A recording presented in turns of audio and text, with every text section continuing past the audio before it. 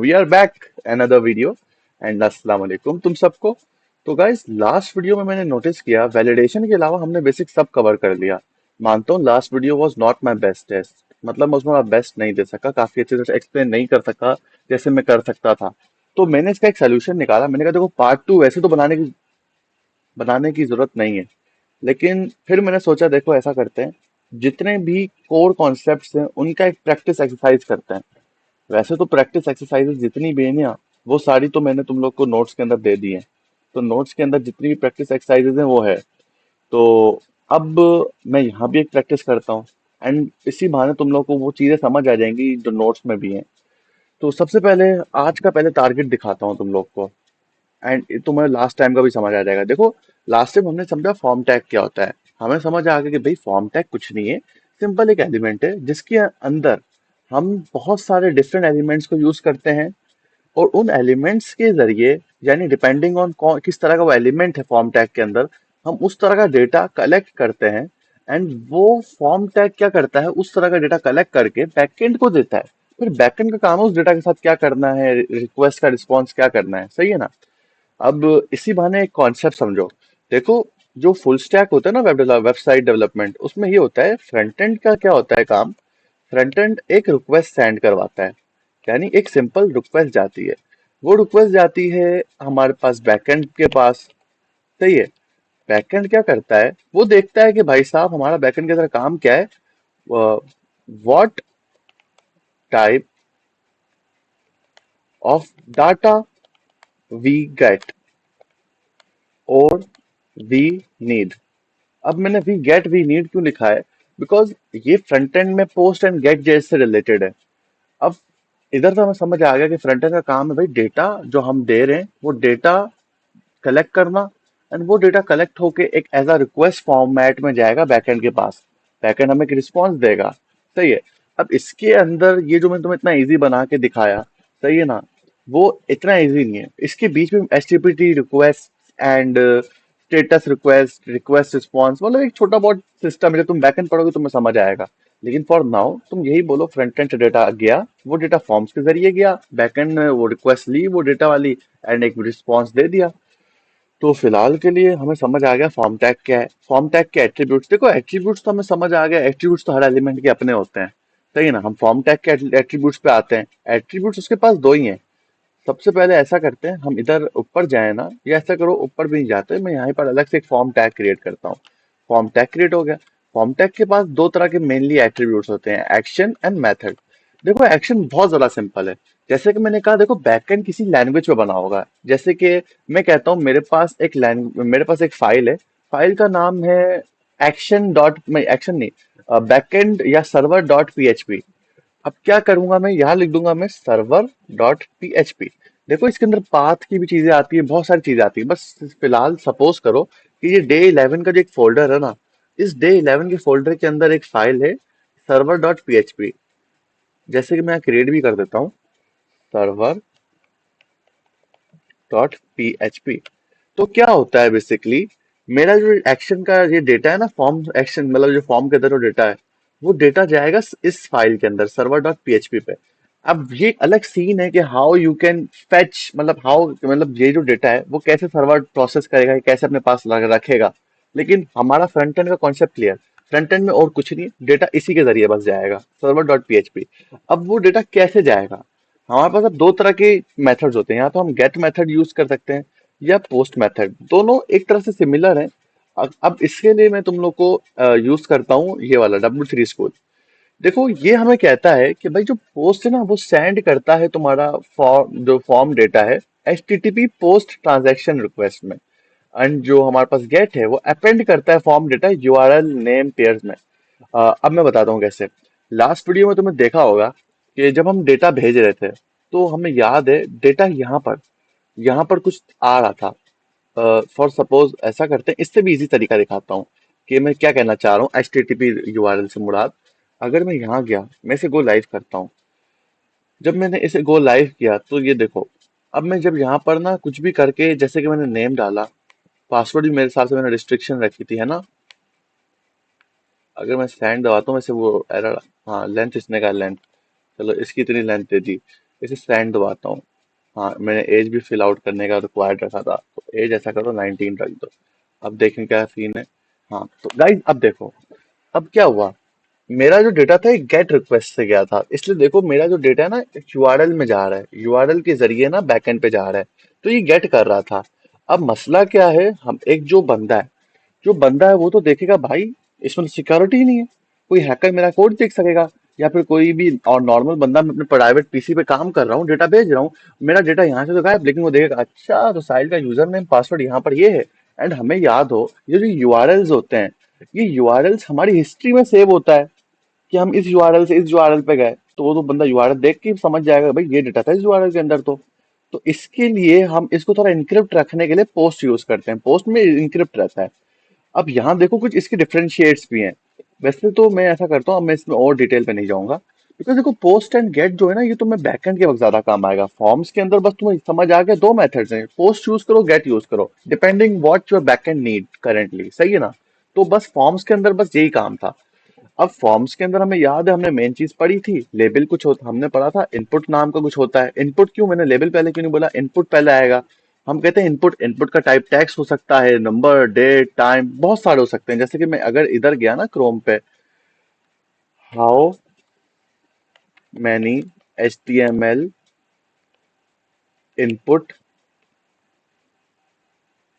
Types are there, अगर मैं ये लिख देता हूँ, तो ये मुझे देखो यहाँ, ये कहता है तो बेसिकली स्टैंडर्ड तो हम 22 तरीके के हैं। यानी ये देखो इतने सारे, मतलब 22 तरीके हैं, तो मैं एक इनपुट दे सकता हूँ। जैसे याद होगा मैंने फॉर्म में कहा था कि फॉर्म के अंदर जो एलिमेंट्स हैं, उस depending on that particular element कि किस तरह का डेटा हमारा यूजर दे रहा है। यूजर या तो टेक्स्ट टाइप डेटा दे सकता है, यूजर या तो कह सकता है कि भाई ऐसा करो नंबर टाइप डेटा चाहिए, या फिर यूजर कह सकता है भाई ऐसा भी ना करो, ऐसा कर दो मुझे सिंपल ना, तुम डेट टाइप डेटा दे दो, सही है ना। यूजर कहता है चलो डेट टाइप भी नहीं दो, मुझे ना एक रेडियो बटन टाइप डेटा दे दो, रेडियो, रेडियो। अब एक चीज मुझे याद है कि मैंने तुम्हें रेडियो का इतना नहीं बताया था। अब देखो रेडियो बताने से पहले भी ना मैं ऐसा करता हूँ, यहाँ पर जरा ऐसा करते हैं, लेबल का भी पहले जिक्र करते हैं, लेबल। अब देखो लेबल क्या होता है, लेबल होता है कि पता चले ना यूजर को। देखो एक तो तरीका है तुम्हारे पास लेबल से पहले कि तुम ऐसा करते हो, एक प्लेस होल्डर यूज करते हो।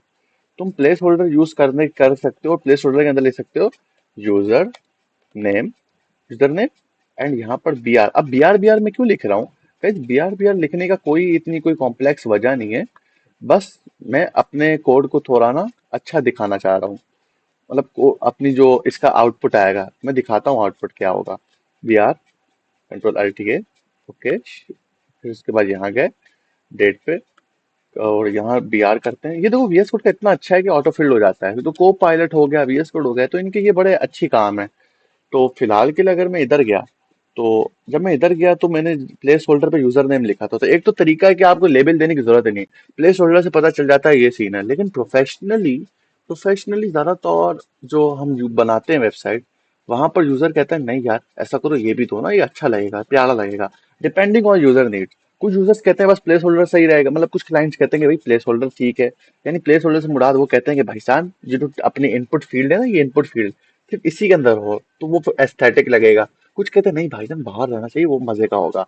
लेकिन लेबल एंड इनपुट और भी मतलब मजे की चीज है। चलो चलो ठीक है, हमें समझ आ गया साहिल, अब वो आप कहोगे चलो साहिल भाई ठीक है, हमें समझ आ गया कि भाई ठीक है लेबल एंड इनपुट डिपेंड करता है सिचुएशन पे कि आपको लेबल इनपुट एक साथ करना है या नहीं। लेकिन रेडियो में क्या करोगे, ये देखो यहाँ कैसे पता चलेगा, यहाँ तो प्लेस होल्डर यूज ही नहीं हो सकता, क्योंकि एक डॉट के अंदर तुम प्लेस होल्डर लिख के देखो, लिख के देख लेते हैं। मैंने वैसे कभी ट्राई नहीं किया, लेकिन मेरे हिसाब से काम नहीं करेगा। प्लेस होल्डर रैंडमली कोई भी चीज डालता हूँ, मैं इधर जाता हूँ, तो देखो मेरे भाइयों मैं रिफ्रेश भी कर रहा हूँ, यहाँ पर प्लेस होल्डर के बावजूद भी कुछ लिखा नहीं आया। तो मुझे कैसा पता चलेगा कि भाई ऑप्शन जो आपने मुझे दिया है वो क्या है, उसमें मतलब करना क्या है। तो यहाँ यहाँ लेबल यूज आता है, यानी चेक मार्क्स हो गए, कुछ टाइप्स होते हैं ना हमारे पास इनपुट के, वहां पर हमारे पास प्लेस होल्डर काम नहीं आता, तो वहां लेबल यूज होता है। तो मैं लेबल लेबल डालता हूँ, लेबल के अंदर मैं क्या लिखता हूँ, लेबल के अंदर मैं लिखता हूँ कंट्री, सही है। अब मैं इधर गया तो इसे रिफ्रेश करते हैं तो मुझे पता चला, अच्छा तो एक ऑप्शन दिया हुआ है कंट्री, या फिर कंट्री के साथ साथ हम एक और एक ऑप्शन दे सकते हैं इसको अच्छा बनाने के लिए, कंट्री और एक सिटी। तो अब इधर गए तो हमें पता चलता है, ओके ओके माय गॉड, मुझे समझ आ गया, मेरे पास ऑप्शन है, या तो मैं सिटी को चुनूं या मैं कंट्री को चुनूं। अब एक चीज देखो मेरे भाई, एक चीज तो देखो, यहाँ पर क्या हुआ। रेडियो तो आप कहते हो नहीं साहिल भाई, ये तो चेक मार्क क्यों होता है कि आप किसी एक को ही चुन सकते हो, किसी एक को ही चुन सकते हो, है ना। तो यहाँ पर हम किसी एक की जगह दोनों क्यों चुन पा रहे हैं, ये तो चेक बॉक्स में होता है। रेडियो में थोड़ी होता है, रेडियो तो बस एक ऑप्शन होता है ना, तुम पेपर में जब एमसीक्यूज देते हो तो तुम टिक एक ही ऑप्शन को कर सकते हो ना, या फिर ऐसे होता है हमारे पास option A B C D, और डी ऑप्शन को ही जब तुम टिक करते हो तो कभी कभी आप बोलते हो कि नहीं साहिल भाई हमारे पेपर में तो ऐसा भी होता है ऑल ऑफ दीज। तो भाई भाईजान वो ऑल ऑफ दीज भी तो किसी एक ऑप्शन नंबर डी में ही होगा ना, तो तुम एक ही ऑप्शन तो चुन रहे हो। तो यहाँ पर कोई ऐसा सीन थोड़ी ऑल ऑफ दीज वाला, यहाँ तो हम डिफरेंट ऑप्शन टिक मार रहे हैं। तो ये कैसे प्रॉब्लम हल की जाए। ये हल की जाती है फॉर के जरिए। फॉर के जरिए कैसे,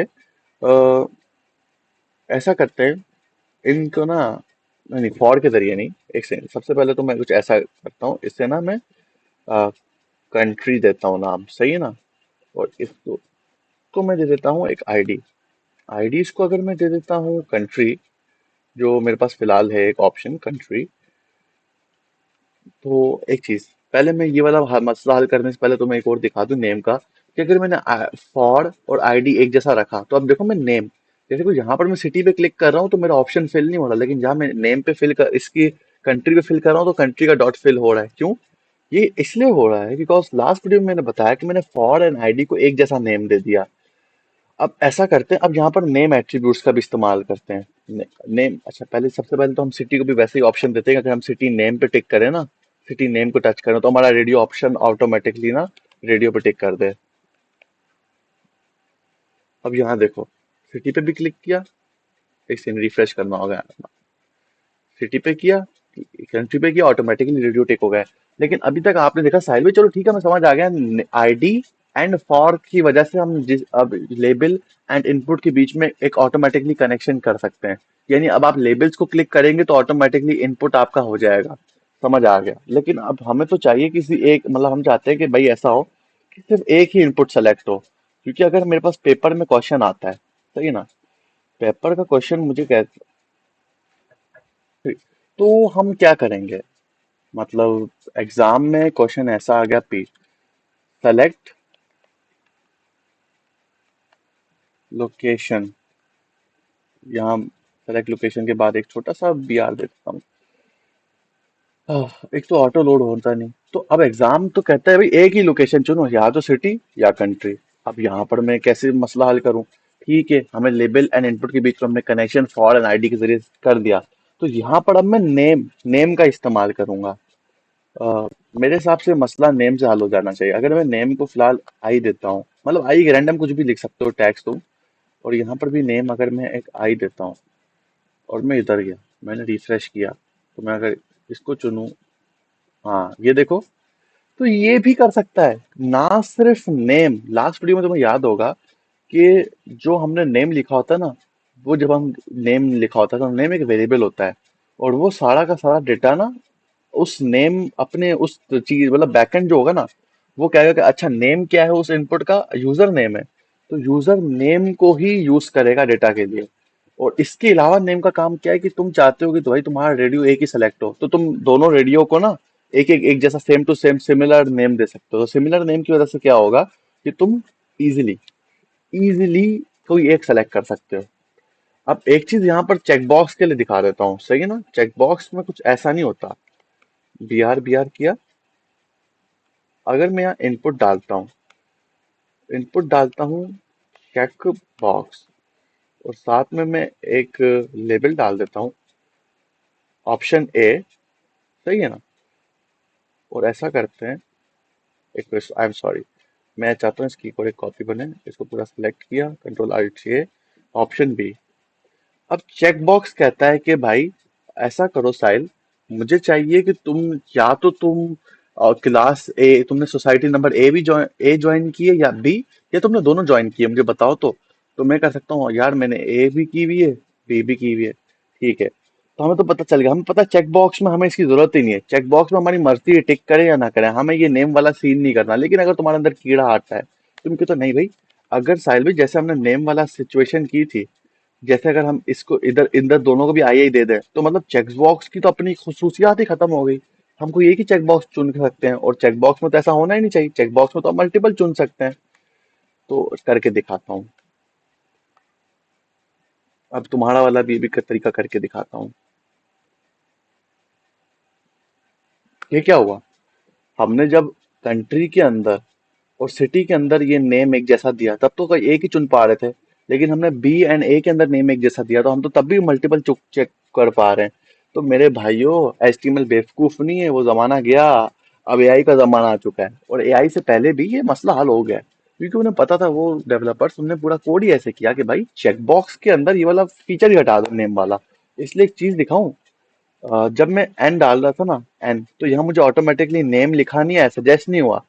लेकिन अगर मैं यहाँ से हटा देता था ना और यहाँ एन डालता था, तो देखो यहाँ मुझे नेम भी सजेस्ट हुआ। तो वीएस कोड खुद ही कह रहा है भाई साहब, ऐसी कोई ये जो नेम है ना, वो इसके लिए एग्जिस्ट करता है, रेडियो के लिए। और जो हमारे पास इनपुट है ना, इनपुट, उसमें नेम, इनपुट चेकबॉक्स जो है उसमें नेम एग्जिस्ट ही नहीं करता। तुम अपनी तरफ से लिख तो दोगे, लेकिन मैं तो मानूंगा ही नहीं उसको। तो ये चीज थी, ये चीज थी मेरा चीज, समझे। तो ये सिचुएशन थी। तो बेसिकली हमें समझ आ गया कि क्या सिचुएशन थी। एंड अब मैंने, अब तक तुम लोग को सब बेसिक जो डाउट्स थे मेरे हिसाब से मैंने क्लियर कर दिया। अगर दो जो डाउट है ना, मैं मानता हूँ video part one is was not, मतलब नाइस, मतलब पढ़ने लायक है वो, लेकिन एक अच्छा कॉन्सेप्चुअल नहीं था वो पार्ट, ठीक है। लेकिन I had tried my best in all in that also, सही है ना। तो तुम उसको देखो, क्योंकि उसमें और भी मैंने बातें डिटेल में, इनपुट के डिफरेंट टाइप्स एंड ये सब बताया है, एंड नेम एलिमेंट को थोड़ा खुल के बताया है। यहाँ पर भी तुम्हें नेम एलिमेंट की न्यू पार्ट पता चल गया, बहुत बेहतरीन हो गया। ऐसा करते हैं कि अब ना हम प्रोजेक्ट बनाते हैं, क्योंकि प्रोजेक्ट जब तक नहीं बनेगा तो और डिटेल्स नहीं जाएंगी। तो एक चीज देखो कि अब जो हमारा प्रोजेक्ट है वो बहुत इजी है, वो शायद मैंने लास्ट टाइम तुम लोग को दिखाया था। रजिस्ट्रेशन फॉर्म है, कुछ नहीं है, रजिस्ट्रेशन फॉर्म है, वापसी। लेकिन अब रजिस्ट्रेशन फॉर्म मैं शुरू से बनाऊंगा, दिखा दिखा के नहीं, तुम लोग खुद दिखाऊंगा कि भाई सिचुएशन कैसी है। ऐसा करते हैं, सबसे पहले ना इस कोड को ऐसे ही रहने देते हैं, एंड यहाँ लिखते हैं practice project dot H T M L. और एक सरप्राइज भी दूंगा तुम लोग को मैं, ठीक है ना, और तुम लोग एक्साइटेड हो जाओगे अपनी वेब डेवलपमेंट जर्नी के लिए, जो मैं तुम्हें करके दिखाऊंगा ना। देखो, सबसे पहले ऐसा करते हैं कि मैं कोई सिंपल सा ऐसा करूंगा कि भाई एक वेबसाइट है, जैसे कि फॉर सपोज मैं तुम्हें अब दिखाने वाला हूँ कि प्रोफेशनली वेबसाइट में डिजाइनिंग को देख देख के कैसे बनाया जाता है।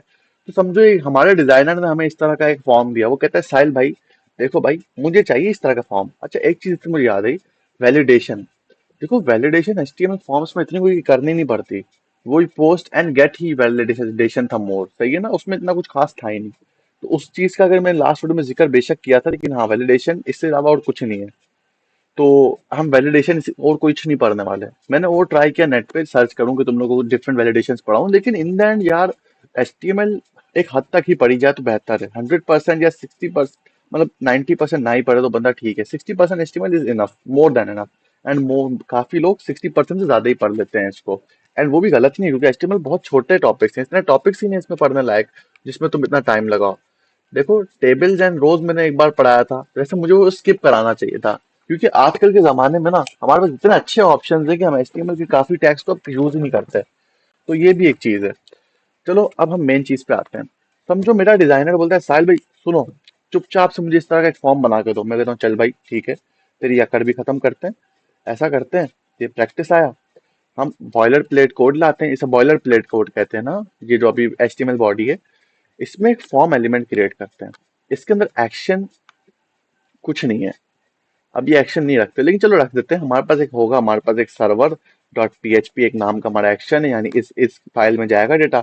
और मेथड क्या यूज करोगे, हम कहते हैं भाई ऐसा कर, आमतौर पर भी गेट ही यूज करते हैं, ऐसा कर गेट भी छोड़, पोस्ट करते हैं, पोस्ट अच्छा है, इनक्रिप्टेड है। मैंने कहा चलो ठीक है, बेहतरीन हो गया। अभी मुझे, लेकिन जरूरी नहीं है कि हम पोस्ट ही यूज करें हर बार। देखो, डिपेंड करता है यूज क्या है, हमारे पास वो क्या है, और ये फंक्शन क्या कहते हैं उसको, रिक्वायरमेंट। अब मैंने ये क्या किया, मैंने स्क्रीन स्प्लिट किया, जाओ विंडोज सीख के आओ, अगर ये करना नहीं आता तो। लेकिन हाँ, मेन चीज बात है, H1 कर दिया। H1, अच्छा एक सेकंड। अब तुम बोलोगे मैंने ये क्यों किया, असल में मैं चाहता हूँ ना, मैं यहाँ कोड बनाता हूँ जो तो मुझे दिखता जाए कि यहाँ पर हो रहा है सब सही है नहीं। तो अब मैंने यहाँ किया, मैं ऐसा करता हूँ, ये जो मैंने ना एग्जैक्ट यहाँ लिखा कॉपी करता हूँ, इधर गया, इधर पेस्ट कर देता हूँ। ठीक है ना, अब देखते हैं यहाँ पर हुआ। हाँ, ओके। अब मसला क्या, यहाँ पर इतना बड़ा, यहाँ पर इतना छोटा क्यों? इस बंदे ने जरूर कोई H3 यूज किया होगा, हम भी H3 यूज करते हैं। H3 यूज कर लिया, H3 यूज कर लिया, ऑटो लोड हो गया। अब देखो मेरा कोड ऑटो लोड हो रहा है क्योंकि मैं साइड बाय साइड इस पे काम कर रहा हूँ। अब मुझे पता चल गया, मतलब H2 है, H2 पे चले गए, ये H2 किया। अब हम जब सीरियस पे आएंगे ना, मैं तुम्हें ऑटोमेटिकली दिखाऊंगा कि हम H2 H1 या फिर किस तरह का टैग यूज हुआ है वो हम कैसे देख सकते हैं नेटवर्क टूल्स की मदद से। समझ आ गया? देखो अब हाइट इनकी इक्वली लग रही है। अब क्या करना है, अगला है हमें एक लेबल देना है। लेबल दे देते हैं। लेबल से पहले क्या आएगा, BR आएगा। क्यों? क्योंकि देखो ये नेक्स्ट लाइन पे आ रहा है, नेक्स्ट लाइन पे नेम ये आ रहा है। BR दे दिया, दो BR देते हैं ताकि और अच्छा लगे। या ऐसा करते हैं, अभी यही लेने देते हैं, लेबल लिखते हैं। लेबल किसके लिए? लेबल होगा एक नेम के लिए, यूजर नेम, यूजर नेम। और यहाँ मैं बिल्कुल इस एग्जैक्ट इसकी तरह लिखूंगा, नेम। हो गया काम। अब एक इनपुट देते हैं। इनपुट किस टाइप का? टेक्स्ट टाइप ही होगा। नेम की डेटा मेरा, देखो अभी यहाँ नेम लिखने की वैसे जरूरत नहीं, क्योंकि हम पोस्ट यूज कर रहे हैं, तो अभी इसको छोड़ दो। अब मैं चाहता हूँ कि मेरे लेबल पे क्लिक हो तो मेरा ऑटोमेटिकली जो टैक्स लाइन है, जैसे कि यहाँ पर अगर मैं क्लिक कर रहा हूँ ना, यहाँ पर देखो कुछ नहीं हो रहा। लेकिन यहाँ पर अगर यूजर नेम लिखा जाए, यूजर नेम, तो क्या होगा? यहाँ पर अगर मैं नेम पे क्लिक कर रहा हूँ तो ऑटोमेटिकली मेरी इनपुट फील्ड आ रही है, यहाँ पर नहीं, क्योंकि यहाँ पर आईडी एंड फॉर कनेक्ट नहीं है, लेकिन यहाँ पर आईडी एंड फॉर कनेक्ट है, तो ये सिचुएशन है। अब यहाँ पर ऐसा करते हैं, BR लिख देता हूँ। BR क्यों लिखता हूँ? ताकि नेक्स्ट लाइन पे ईमेल लिख सकूँ। लेबल डाल देता हूँ। लेबल के अंदर क्या रखता हूँ, ईमेल लिख देता हूँ। अब यहाँ ईमेल लिख देता हूँ। अब ऐसा करता हूँ, यहाँ डॉट्स डालता हूँ। यहाँ डॉट्स डालने के बाद इनपुट डाल देता हूँ। इनपुट डालने के बाद यहाँ पर ईमेल टाइप दे देता हूँ इसकी। इधर नेम अभी लिखने की जरूरत नहीं है। नेम ज्यादातर रेडियोज में यूज होता है, तो अभी अभी जरूरत नहीं है। और अब यहाँ पर मैं आईडी क्या देता हूँ, जो हमने फॉर के अंदर लिखा है, फॉर के अंदर ईमेल लिखा है, ठीक है, जानी ईमेल सेट है। ओके। अब यहाँ पर क्या, फिर से BR डालते हैं। BR डालने के बाद क्या करते हैं, फिर से एक जल्दी जल्दी लेबल डाल दिया। लेबल डालने के बाद यहाँ पर क्या, यहाँ पर अब देखो मैं बार बार क्यों दोहरा रहा हूँ, ताकि तुम्हें याद रह जाए। अब यहाँ पर पासवर्ड, पासवर्ड, पासवर्ड डालने के बाद ये डाला। अब मैंने सिंपल किया, अब मुझे गैस करो यहाँ पर क्या होगा। अभी मैं ऐसा करता हूँ, रुको, कमेंट सेक्शन में बताओ यहाँ टाइप क्या आएगी। आई होप तुमने बता दिया हो। पासवर्ड टाइप आएगी। और यहाँ नेम लिखना है या नहीं, ये भी कमेंट सेक्शन में बताओ। सही है, आई होप तुमने बता दिया होगी कमेंट सेक्शन में कि यहाँ नेम की जरूरत अभी नहीं है। अभी नहीं है, वजह तुम अपनी तरफ से बता सकते हो अगर तुमने कोर्स कोर्स को सही से फॉलो किया है। पासवर्ड मैंने लिखा। अब मुझे एक बात बताओ, जरूरी है कि भाई मैं यहाँ पासवर्ड और यहाँ पासवर्ड ही लिखूं? क्या मैं कुछ और नेम लिख सकता हूँ? यानी फॉर के अंदर कुछ और वही जो कुछ और मैंने लिखा है वो आईडी के अंदर लिख दूं, यानी मैं फलाना फलाना ढिमकाना लिख दूं इसके अंदर, और इसके अंदर ही फलाना ढिमकाना लिख दूं आईडी के अंदर भी। तो कोई फर्क पड़ेगा मेरी इस फंक्शनैलिटी पे कि मैं अगर पासवर्ड पे क्लिक कर रहा हूँ तो मेरे इधर आ जाए? नहीं? बताओ मुझे कमेंट में, लास्ट वीडियो में बताया था मैंने ये। अब एक चीज देखो, यहाँ गैप, गैप नहीं है। क्यों नहीं है? क्योंकि BR इतना नहीं दिया हुआ। ऐसा करते हैं, एक और एक BR दे देता हूँ। इधर गया है, इधर भी और एक BR दे देते हैं। इधर गया, इधर भी और एक BR दे देते हैं। हाँ, अब थोड़ा लुक आ रहा है, अब आ रहा है मजे का लुक।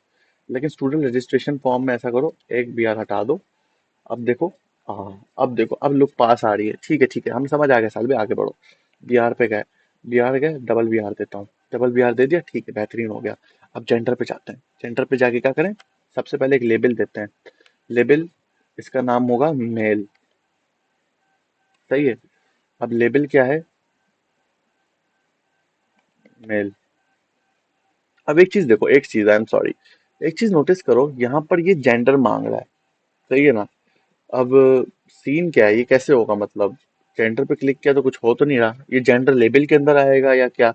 हाँ, तुम जेंडर भी लेबल के अंदर डाल दो, लेकिन जेंडर का लेबल किसी इनपुट से कनेक्ट नहीं होगी। लेबल दे देता हूँ जल्दी जल्दी से, लेबल दे दिया। लेबल के अंदर क्या लिखता हूँ, लेबल में अब यहाँ फॉर के अंदर लिखने की कोई जरूरत ही नहीं है, क्योंकि भाई देखो, यहाँ तो मैं सिर्फ एक लेबल यूज कर रहा हूँ जेंडर का वो लिखने के लिए, कि जेंडर। जेंडर के बाद देखो एक आएगा इनपुट बटन। इनपुट के अंदर क्या आएगा, रेडियो। अब यहाँ पर नेम क्या लिखूं? नेम लिख लेता हूँ जेंडर। सही है ना। अब ये जेंडर मैंने क्यों लिखा, ये जेंडर इस लेबल से कनेक्ट नहीं है, क्योंकि यहाँ मैं जो अब बता ही देता हूँ। यहाँ पर ऐसा करते हैं, इसको मेल रहने देते हैं, एंड इसकी जो आईडी है ना इसको भी मेल रहने देते हैं। ये अब तुम समझ जाओगे, मैंने अब वापसी एक्सप्लेन ही नहीं करना ये, क्योंकि अभी थोड़ी देर पहले ही एक्सप्लेन किया है तो कोई फायदा ही नहीं है। यहाँ पर नेम जेंडर जेंडर ही रहेगा, यहाँ पर बस फीमेल लिख देंगे, फीमेल। यहाँ फॉर में भी फीमेल, फीमेल। अब यहाँ गया, अब देखो क्या हुआ, मेल पे क्लिक कर रहा हूँ मेल पे हो रहा है, फीमेल पे कर रहा हूँ सिर्फ फीमेल पे हो रहा है। क्यों, दोनों के अंदर मैंने gender gender same equal name दे दिया है। यहाँ वाला जेंडर कोई काम ही नहीं, बस एक हेडिंग के लिए, मतलब एक सिंपल पैरा, मतलब एक वर्ड लिखने के लिए मैंने लेबल का इस्तेमाल किया है। बस लेबल इस तरह से भी इस्तेमाल हो सकता है। यानी क्रिएटिव बनो भाई, creative. You need to be creative in it. सही है। अब देखो अगला है चेक बॉक्स के लिए। चेक बॉक्स का क्या है, ऐसा करो, सिंपल बी आर दे दो, बी आर दे दो। बी आर देने के बाद ऐसा करो, एक लेबल दे दो। अब ये देखो बिल्कुल वही वाला सीन है, लेकिन यहाँ पर भी देखो फॉर नहीं आएगा। यहाँ पर क्या आएगा, स्किल्स लिख दिया। सही है ना। स्किल्स लिखने के बाद मेरा काम खत्म, इनपुट दे देता हूँ। सॉरी, इनपुट दे दिया, इनपुट के अंदर क्या चेक बॉक्स टाइप होगी, चेक बॉक्स टाइप होगी। अब चेक बॉक्स में नेम की जरूरत ही नहीं, जैसे चेक बॉक्स में आप ये देखो, जैसे वहां पर फॉर की जरूरत नहीं थी लेबल के अंदर, यहाँ नेम की जरूरत ही नहीं, क्योंकि हम पता है हम मल्टीपल चेक बॉक्स क्लिक कर सकते हैं। आईडी क्या देता हूँ, आईडी इसको दे देता हूँ एच टी क्यों, एच टी एम एल की शॉर्ट फॉर्म लिख दी मैंने जल्दी से। एंड यहाँ पर इसका लेबल क्या होगा, इसका लेबल होगा एच टी ही होगा इसके अंदर, क्योंकि मैं चाहता हूँ एच टी एम एल पे क्लिक हो तो चेक बॉक्स क्लिक हो जाए, H T M L. Okay. अब एग्जैक्ट ऐसा करते हैं, कंट्रोल अल्ट करके ना इसकी कॉपीज बना देते हैं, कंट्रोल जी, ये ऐसा करते हैं, कंट्रोल अल्ट टक टक। क्या हुआ, कुछ नहीं हुआ मेरे भाई, कुछ नहीं हुआ। मैंने HTML जो एग्जैक्ट लिखा था, मैंने ना अब CSS एंड जावास्क्रिप्ट के अलग से थोड़ी लेबल ये सब लिखना है। यहाँ डाल देता हूँ CSS, और यहाँ पर CS लिख देता हूँ फॉर। आईडी पे CS, आईडी अपने अगर फॉर पे तो यहाँ भी CS। यहाँ पर आईडी है ना, यहाँ पर भी CS दे देते हैं, यहाँ पर भी CS। देखो इस अभी तक मैंने जो किया लिटरली मैं बता रहा हूँ, मैंने सब कुछ तुम लोग अभी तक जो किया ना वो सब तुम्हें बताया फॉर, लेकिन सिर्फ ये नहीं बताया कि पाकिस्तान में तुर्की मलेशिया ये ऑप्शंस कैसे दिए जाते हैं, ये भी बताऊंगा। एंड इसके अलावा कुछ और मैंने तुम्हें शायद फाइल अपलोडिंग का नहीं बताया है ना। ऐसा करते हैं, फाइल अपलोडिंग का बता ही देते हैं। सही ना, लेकिन अभी उस पर आते हैं, अभी वो टॉपिक पे आते हैं, अभी ये प्रोजेक्ट कंप्लीट करते हैं। क्योंकि कभी कभी हमारे पास ऑप्शंस होते हैं कि हम फाइल अपलोडिंग भी करना चाहें। ये ऐसा करते हैं ना, HTML CSS हो गया ना, कंट्री सिलेक्शन के बाद एक ऑप्शन रखते हैं, अपलोड योर CV। सही है ना। इनपुट, ऐसा या ऐसा करते हैं हम, ट्राई एक बार यहाँ लिख के देखें। सबसे पहले तो इस डॉक्यूमेंट पे आ जाता हूँ। सही ना, इस डॉक्यूमेंट के अंदर सबसे पहले यहाँ पर चेंजेस करते हैं। यहाँ पर क्या चेंज होगा, यहाँ पर चेंज होगा, JS होगा, JS या कुछ भी लिख दो। यहाँ पर गया, यहाँ पर JS लिख दिया। अगर इधर जाएंगे तो हाँ भाई, लुकिंग लाइक पर नाइस, सो नाइस, मजा आ गया भाई, मजा ही आ गया, तुमने तो चस करा दी। हाँ सही है। इसके बाद क्या, बी आर दे दें। सही है, बी आर दे देते हैं। फिर एक लेबल दे देते हैं। लेबल के अंदर क्या देते हैं, लेबल के अंदर अब फॉर की जरूरत ही नहीं, क्योंकि यहाँ कंट्रीज में मैं खुद वहाँ सेलेक्ट कर दूंगा। ये ऐसा करते हैं ना, यहाँ मैं देता देता हूँ फॉर, कि मैं अगर कंट्रीज पे क्लिक करूँ तो ऑप्शंस आ जाएं। Country, country. सही है, लेबल दे दिया कंट्री। अब देखो मैंने तुम्हें ये वाला तो बताया नहीं था कि ऑप्शंस कैसे हैं। तो या तो हम इधर चले जाते हैं पीछे। सही है ना, अगर यहाँ हम पीछे गए, इधर भी नहीं, रजिस्ट्रेशन पे, तो यहाँ अगर देखा जाए तो यहाँ इसने कंट्रीज का कैसे ऑप्शन रखा, इसने कुछ नहीं किया, इसने सिंपल लेबल कंट्री ही रखा। इसने क्या किया, सेलेक्ट ऑप्शन का इस्तेमाल किया। यानी हमारे पास अब इनपुट के अलावा भी इस तरह की चीजें करने के लिए, इनपुट की टाइप्स नहीं है, इस तरह की चीजें करने के लिए हमारे पास सिंपल है सेलेक्ट एंड ऑप्शन। ऑप्शन ऐसे होता है, ये मैं बताता हूँ। प्रैक्टिस प्रॉप पे गए, मैंने कंट्री के लिए ये लिखा। अब जहाँ देखो सेलेक्ट के अंदर फॉर की और उसकी जरूरत नहीं आएगी, क्योंकि ये इनपुट का टाइप ही नहीं ना सेलेक्ट। तो मैं एक सेलेक्ट लिखता हूँ, सेलेक्ट एलिमेंट के अंदर देखो आईडी एंड ये है। अच्छा, यहाँ पर ऑप्शन है ना नेम का, ये तो वीआईपी हो गया। यहाँ मैं CUNTRY लिख देता हूँ। यहाँ पर अगर मैं फॉर के अंदर वापसी कंट्री लिखता हूँ CUR, तुम समझ रहोगे मैं क्या करना चाह रहा हूँ। मैं चाह रहा हूँ कि अगर अब मैं कंट्री पे क्लिक करूँ तो मेरे सेलेक्ट ऑप्शंस दिख जाए मुझे। ऑप्शंस, अब यहाँ ऑप्शंस के लिए भी एक ऑप्शन एलिमेंट है। पहला ऑप्शन क्या देना चाहोगे? ऑप्शन दे दूंगा पाकिस्तान। ऐसा करते हैं अभी 3 बार पाकिस्तान करके देखते हैं। यहाँ गए, यहाँ अगर मैंने कंट्री को दबाया, रिफ्रेश करूँ, हाँ कंट्री को दबाया, अच्छा वो ऑप्शन यहाँ पर ही काम नहीं कर रहा, ठीक है। पाकिस्तान पाकिस्तान पाकिस्तान देखो आ गया। तो हाँ, फॉर एंड नेम का पता चल गया। सेलेक्ट के अंदर ये फॉर एंड ये यूज नहीं होता, ठीक है। बेहतरीन हो गया। देखो काफी चीजें मुझे भी याद थोड़ी है, लेकिन मैं भी डेवलपमेंट कर रहा हूँ, काम कर रहा हूँ। क्यों? बिकॉज सब याद होना जरूरत नहीं है, बस तुम्हें आना चाहिए क्या काम चल कैसे रहा है। बाकी नेट पे तुम सर्च कर सकते हो खुद। आज तक तो आजकल तो तुम इमेजेस भी डाल के बता सकते, पता कर सकते हो एआई से, तो इतना कोई मसला नहीं है। अब बीआर डालते हैं, बीआर डालते हैं, सही है। बीआर डालने के बाद हम एक सिंपल लेबल देते हैं। लेबल के अंदर मैसेज लिख देते हैं, मैसेज।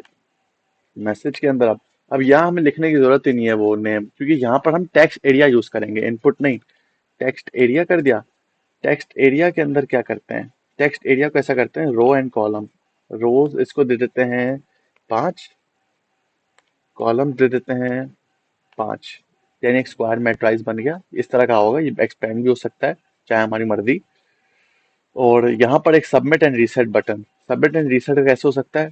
सिंपल, बी आर डाल दिया, बी आर डाल के सिंपल इनपुट पे गए, इनपुट पे एक सबमिट, सबमिट पे गए, सबमिट हो गया, सबमिट बटन आ गया। इनपुट पे गए, फिर यहाँ पर तुमने रीसेट का बटन चुन लिया। अब ये लोड हुआ, ये देखो गाइस, खत्म, प्रोजेक्ट फिनिश हो गया। अब मैं कुछ करके दिखाता हूँ तुम लोग को। तो मैंने क्या किया, मैंने CSS ऐड कर दी। मैंने कोड के अंदर CSS ऐड कर दी। तो हमारा देखना अब कोड कैसा दिख रहा है। Oh my God, oh my God, साल में ये क्या हो गया, ये क्या हो गया। HTML से ये बना दिया मैंने, वेबसाइट बना दी मैंने, इंटरफेस बना दिया। यस गाइस, तुमने इंटरफेस बना दिया। तुमने एक GUI, graphical user interface create कर दिया। ये है website development.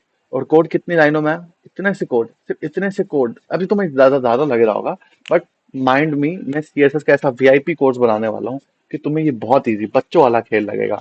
In your finger tips ये तुम बना सकते हो। तो अभी जो मैंने बनाया ना, तुम बोलोगे उस कि भाई ये जो अभी मुश्किल तुम्हें लग रहा है CSS देखने में, इतना आसान तुम्हें लगने वाला है, ये तुम बोलोगे भाई सलाम है आपको। तो आज के लिए वैसे इतना ही है। वैलिडेशन मानता हूँ, वैलिडेशन मेरे हिसाब से रह गई यार जी। वैलिडेशन का तो हो गया मसला।